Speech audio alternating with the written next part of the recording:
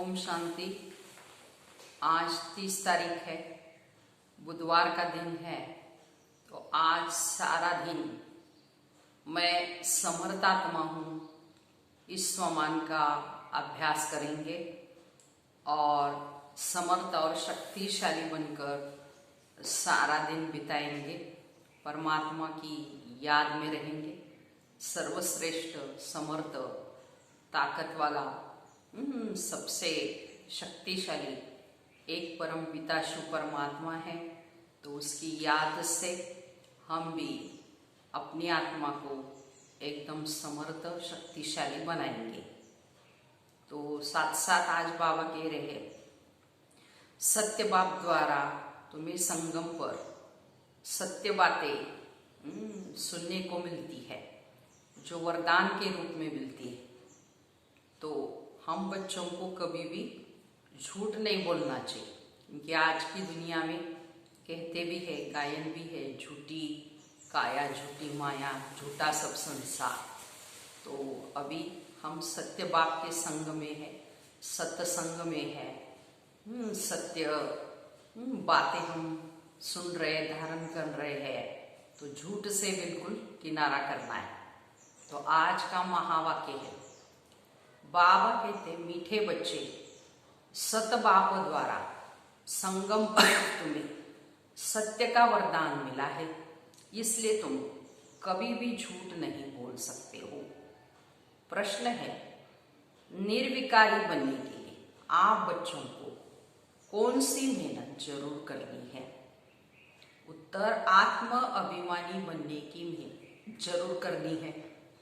भ्रुकुटी के बीच में आत्मा को ही देखने का अभ्यास करो। आत्मा होकर आत्मा से बात करो, आत्मा होकर सुनो, देह पर दृष्टि न जाए। यही मुख्य मेहनत है। इसी मेहनत में विघ्न पड़ते हैं। तो जितना हो सके यह अभ्यास करो कि मैं आत्मा हूँ, मैं आत्मा हूँ। तो ये अंदर घोटना है और आत्म अभिमानी बनने की मेहनत करनी है। देह को नहीं देखना है। बाप के गीत है, ओम नमो शिवाय। ओम शांति। मीठे बच्चों को बाप ने स्मृति दिलाई है कि सृष्टि का चक्र कैसे फिरता है। तो अब तुम बच्चे जानते हो, हमने बाप से कुछ जाना है। बाप ने जो रास्ता बताया है वो दुनिया में कोई भी नहीं जानता। आप ही पूज्य, आप ही पुजारी का अर्थ भी तुम्हें समझाया है। तो जो पूज्य विश्व के बनते हैं वही फिर पुजारी बनते हैं। तो परमात्मा के लिए ऐसे नहीं कहेंगे। अब तुम्हें स्मृति में आया है कि ये तो बिल्कुल राइट बात है। सृष्टि के आदि मध्य अंत का समाचार एक बाप ही सुनाते और किसको ज्ञान का सागर नहीं कहा जाता। ये महिमा कृष्ण की नहीं है। कृष्ण नाम तो शरीर का है, वो शरीरधारी है, उसमें सारा ज्ञान हो न सके। तो अब तुम समझते हो उनकी आत्मा ज्ञान ले रही है, तो ये वंडरफुल बात है। तो बाप बिगर कोई समझा न सके। तो ऐसे तो बहुत साधु संत भिन्न भिन्न प्रकार के हटियोग आदि सिखलाते रहते, वो सब है भक्ति मार्ग। तो सत्युग में तुम कोई की भी पूजा नहीं करते हो, तो वहां तुम पुजारी नहीं बनते हो। उनको कहा ही जाता है पूज्य देवी देवता।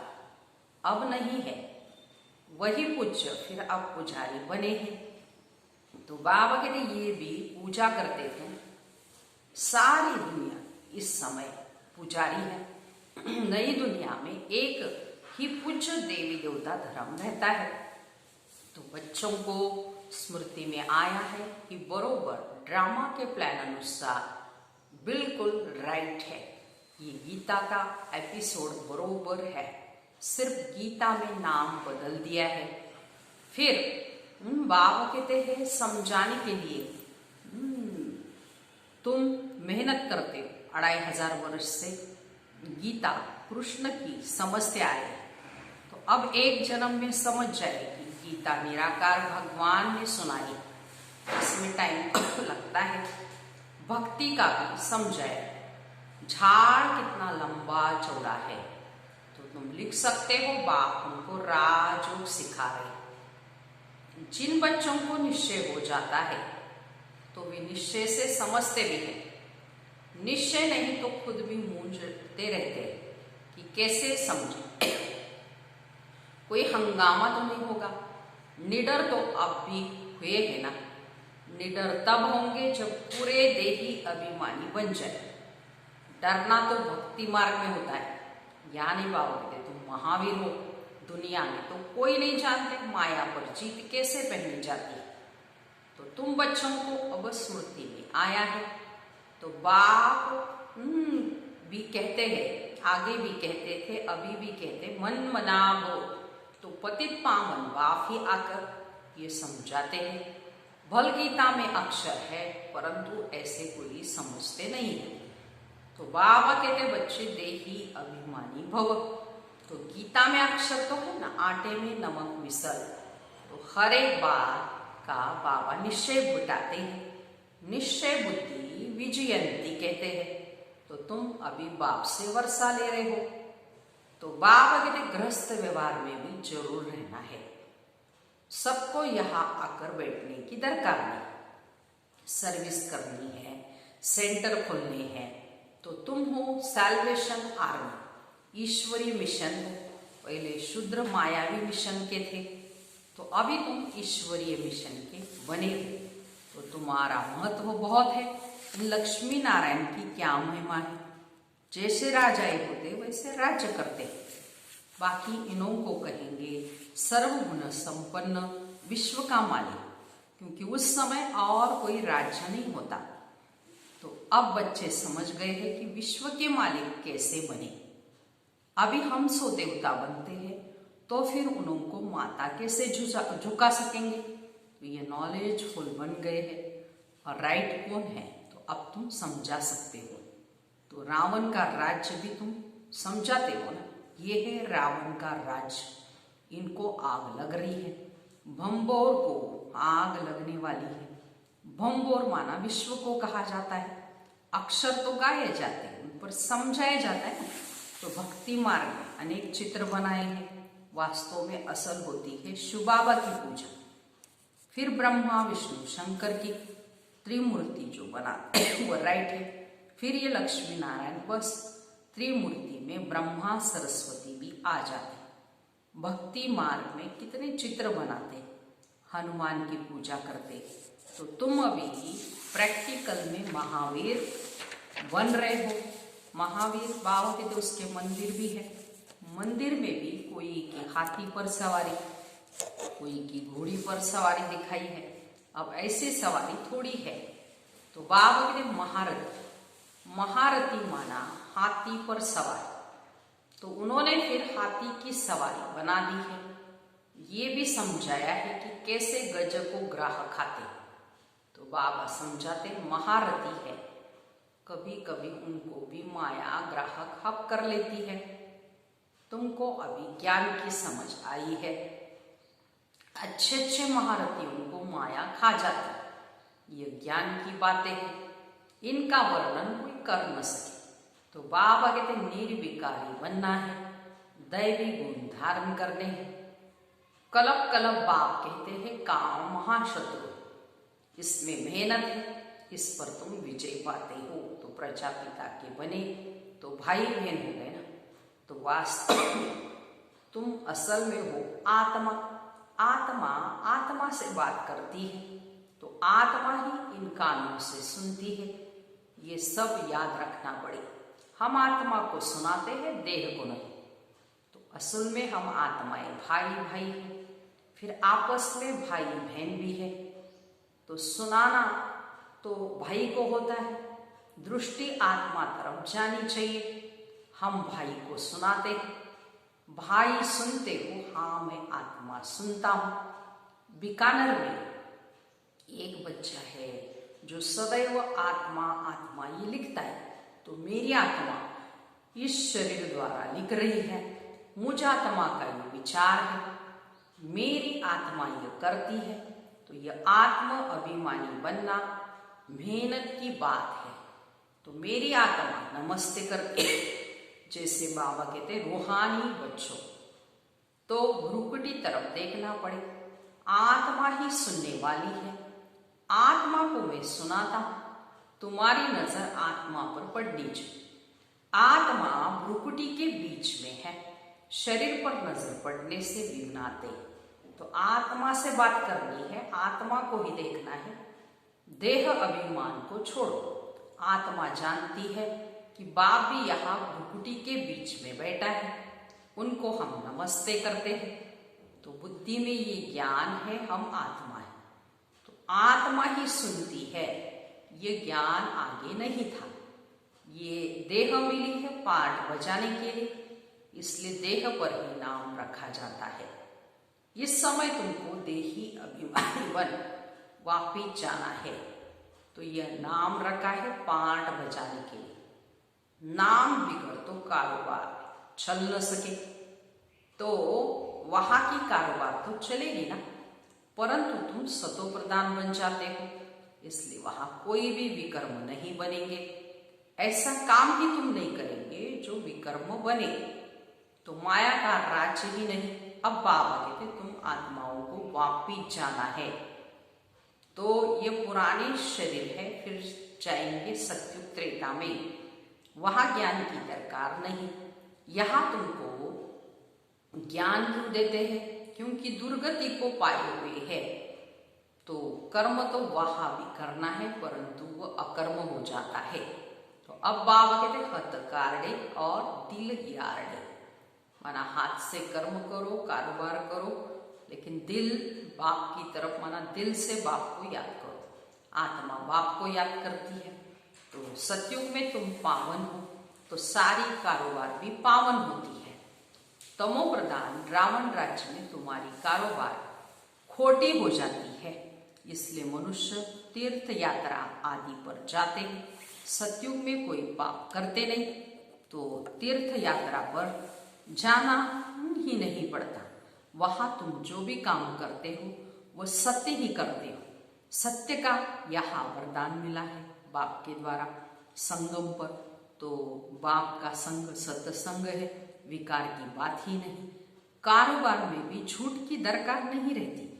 यहाँ तो लोभ होने के कारण मनुष्य ठगी करते हैं, तो वहां ये बातें होती नहीं। ड्रामानुसार तुम ऐसे फूल बन जाते हो, तो वह है ही निर्विकारी दुनिया और ये है विकारी दुनिया। तो सारा खेल बुद्धि में है। इस समय ही पवित्र बनने के लिए मेहनत करनी पड़े। योग बल से तुम विश्व के मालिक बनते हो, योग बल मुख्य है। तो बाबा कहते भक्ति मार्ग के यज्ञ तप आदि कोई भी मेरे को इससे प्राप्त नहीं करते। तो सतो रजो तमो में तो जाना है। ज्ञान बड़ा सहज और रमणीक है, मेहनत भी है। तो इस योग की महिमा है, जिससे तुमको सतो प्रधान बनना है। तो तमो प्रधान से सतो प्रधान बनाने का रास्ता तो बाप ही बताते हैं, दूसरा कोई ये ज्ञान दे न सके। भल कोई चंद्रमा पर चले जाते, कोई पानी से चले जाते, परंतु वो कोई राजयोग नहीं है। तो नर से नारायण तो नहीं बने। तो तुम यहाँ समझते हो हम आदि सनातन देवी देवता धर्म के थे, फिर अब बन रहे हैं। तो स्मृति आई है, तो बाप ने कल्प पहले भी समझाया। बाबा कहते हैं निश्चय बुद्धि विजयंती, निश्चय नहीं तो वो शून्य आएंगे ही नहीं। निश्चय बुद्धि से फिर संशय बुद्धि भी कई बन जाते हैं। बहुत अच्छे अच्छे महारथी भी संशय में आ जाते हैं। माया का थोड़ा सा तूफान आने से देह अभिमान आ जाता है। ये बाप दादा दोनों ही कंबाइंड है ना। तो शुबाबा ज्ञान देते हैं, फिर चले जाते हैं। वह क्या होता है कौन बताए? तो बाबा से पूछे क्या आप सदैव हो या चले जाते हो? तो बाप से तो ये नहीं पूछ सकते हैं ना। तो बाबा कहते मैं तुमको रास्ता बताता हूं पतित से पावन होने का। आऊं जाऊं, मुझे तो बहुत काम करने पड़ते, तो बच्चों के पास भी जाता हूं, उनसे कार्य भी कराता, इसमें संशय की कोई बात न लाए। अपना काम है बाप को याद करना, संशय में आने से गिर पड़ते हैं, माया थप्पड़ जोर से मार देती है। बाबा ने कहा है बहुत जन्मों के अंत में मैं इसमें आता हूं। तो बच्चों को निश्चय है कि बरोबर बाप ही हमें ये ज्ञान देते हैं और कोई ज्ञान दे न सके, फिर भी इस निश्चय से कई गिर पड़ते। ये बाप जानते हैं तो तुमको पावन बनना है। तो बाबा कहते हैं माँ में एकम याद करो और कोई बात में नहीं पड़ो। तो तुम ऐसी बातें करते हो तो समझ में आता है, पक्का निश्चय नहीं है। पहले एक बात को समझो जिससे तुम्हारे पाप नाश होते हैं, बाकी फालतू बातें करने की दरकार ही नहीं है। व्यर्थ है बाबा कहते समर्थ बातें करना है, बाप की याद से विकर्म विनाश होंगे। तो और बातों में क्यों आते हो? देखो कोई प्रश्न उत्तर में मूंझता है तो उससे बोलो कि तुम इन बातों को छोड़ एक बाप की याद में रहने का पुरुषार्थ करो। संशय में आया तो पढ़ाई ही छोड़ देंगे, फिर कल्याण नहीं होगा। नब्ज देखकर समझा है। संशय में है तो एक पॉइंट पर खड़ा कर देना है। बहुत युक्तियों से समझाना पड़ता है। बच्चों को पहले ये निश्चय हो कि बाबा आया हुआ है, हमको पावन बना रहे हैं। ये तो बहुत खुशी रहती है ना। नहीं पढ़ेंगे तो नापास हो जाएंगे, उनको खुशी भी क्यों आएगी? स्कूल में पढ़ाई तो एक ही होती है, फिर कोई पढ़कर लाखों की कमाई करते हैं, कोई 5-10 रुपया भी कमाते हैं। तो तुम्हारी एम ऑब्जेक्ट ही है नर से नारायण बनना है। राजा स्थापन होती है तो तुम मनुष्य से देवता बनेंगे। देवताओं की बड़ी राजधानी है, उसमें ऊंच पद पाना वो फिर पढ़ाई और एक्टिविटी पर है। तो तुम्हारी एक्टिविटी बड़ी अच्छी होनी चाहिए। तो बाबा अपने लिए भी कहते हैं कि अभी कर्मातीत अवस्था नहीं बनी है, हमको तुम्हारी एक्टिविटी बाबा की तो बहुत अच्छी होनी चाहिए। तो अभी कर्मातीत अवस्था नहीं बनी है, हमको भी संपूर्ण बनना है, अभी बने नहीं है। तो ज्ञान तो बड़ा सहज है, बाप को याद करना एक सहज है, परंतु जब करे ना तब बाबा कहते हैं तब विकर्म विनाश होंगे। अच्छा, मीठे मीठे सिकीलते बच्चों प्रति माता पिता बाप दादा का याद प्यारो गुड मॉर्निंग। रूहानी बाप की रूहानी बच्चों को नमस्ते। हम रूहानी बच्चों की रूहानी माता पिता बाप दादा को याद प्यार गुड मॉर्निंग और नमस्ते। हम बनेंगे फरिश्ते। वाह बाबा वाह, शुक्रिया बाबा शुक्रिया, वाह भाग्य वाह। अच्छा, वाह ड्रामा वाह। अभी धारणा के लिए मुख्य सार सुनेंगे। पहली पॉइंट है, किसी भी बात में संशय बुद्धि बन पढ़ाई नहीं छोड़नी है। पहले तो पावन बनने के लिए बाप को याद करना है, दूसरी बातों में नहीं जाना है। दूसरी पॉइंट, शरीर पर नजर जाने से विघ्न आते हैं, इसलिए भ्रुकुटी में देखना है। आत्मा समझ, आत्मा से ही बात करनी है। आत्म अभिमानी बनना है, निडर बनकर सेवा करनी है। वरदान, दृढ़ संकल्प द्वारा कमजोरी रूपी कलयुगी पर्वत को समाप्त करने वाले समर्थी स्वरूप भव। विस्तार, दिल शिकस्त होना या किसी भी संस्कार व परिस्थिति के वशीभूत होना, व्यक्ति व वैभवों के तरफ आकर्षित होना, इन सब कमजोरियों रूपी कलयुगी पर्वत को दृढ़ संकल्प की अंगुली देकर सदा के लिए समाप्त करो, अर्थात विजयी बनो। विजय हमारे गले की माला है, सदा इस स्मृति से समर्थ स्वरूप बनो। यही स्नेह का रिटर्न है। जैसे साकार बाबा ने स्थिति का स्तंभ बनकर दिखाया, ऐसे फॉलो फादर कर सर्व गुणों के स्तंभ बनो।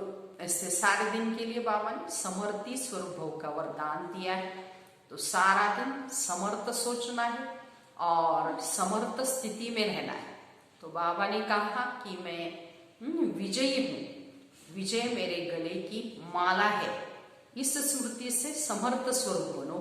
तो सर्व गुणों से भी संपन्न बनेंगे और बाबा को भी फॉलो कर सकेंगे और सारे बाप के गुण अपने अंदर धारण कर सकेंगे।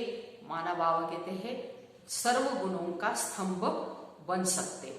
स्लोगन है साधन सेवाओं के लिए है, आराम पसंद बनने के लिए नहीं। इसलिए साधनों को सेवा में यूज करके अपना भी और साधनों का भी भाग्य बनाना है। अच्छा, ओम शांति।